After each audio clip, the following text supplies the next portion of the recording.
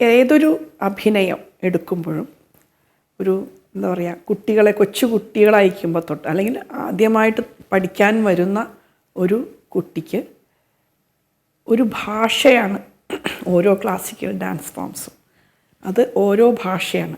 ഇപ്പം ഈ ഭാഷ, മോഹിനിയാട്ടം എന്ന ഈ ഭാഷ, അത് അതിനകത്ത് ഇപ്പം നൃത്തം ചെയ്യുകയാണെങ്കിലും അഭിനയം ചെയ്യുകയാണെങ്കിലും നൃത്തവും അഭിനയവും കൂടി ചെയ്യുമ്പോഴും എല്ലാത്തിനും അതിൻ്റേതായിട്ടുള്ള ചില നിയമങ്ങളും ചിട്ടകളുമുണ്ട്. അപ്പോൾ ആ ചിട്ടകൾ വളരെയധികം ശ്രദ്ധിച്ച് ചെയ്തില്ലെങ്കിൽ ആ ഭാഷയിൽ നിന്ന് മറ്റൊരു ഭാഷയിലേക്ക് നമ്മൾ മാറിപ്പോകാം. അത് വളരെയധികം ശ്രദ്ധിക്കണം.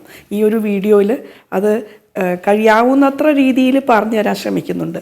ഇപ്പോൾ അടുത്ത് നിന്ന് പഠിക്കുന്ന കുട്ടികളാണെങ്കിൽ അവർക്ക് ടീച്ചർ മുന്നിൽ നിന്ന് ഓരോ ഭാവത്തിനും കറക്ഷൻസ് വരുത്തിയിട്ടാണ് പഠിക്കുക. എൻ്റെ ഒപ്പം ഇന്നിവിടെ ചേർന്നിട്ടുള്ളത് എൻ്റെ ശിഷ്യ മാനസ. ആ കുട്ടി വർഷങ്ങളായിട്ട് എൻ്റെ അടുത്ത് നിന്ന് പഠിച്ചിട്ടുള്ളതാണ്.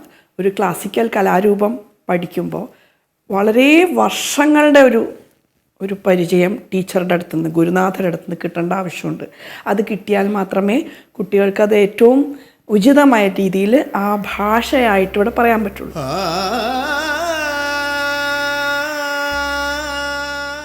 നമ്മൾ ഇവിടെ ഞാൻ പറഞ്ഞു തരുന്നതെല്ലാം അതിൻ്റേതായിട്ടുള്ളൊരു ചിട്ടയാണ്. അപ്പോൾ ആ ചിട്ട കഴിയുന്നത്ര ഫോളോ ചെയ്യുന്നതാണ് നല്ലത്. അപ്പോൾ അതിൽ നിന്നും വ്യത്യസ്തമായിട്ട് ചെയ്തുകൂടെയും ചോദിച്ചാൽ ചെയ്യാൻ പാടില്ല എന്നില്ല. പക്ഷേ ഇത് ഗുരുശ്രീ ദേവിരാജൻ ഇതിങ്ങനെയാണ് ചിട്ട ചെയ്തിരിക്കുന്നത്. അത് അങ്ങനെ തന്നെ ഫോളോ ചെയ്യാനുള്ള ഒരു സഹായമാണ് ഞാൻ ചെയ്യുന്നത്.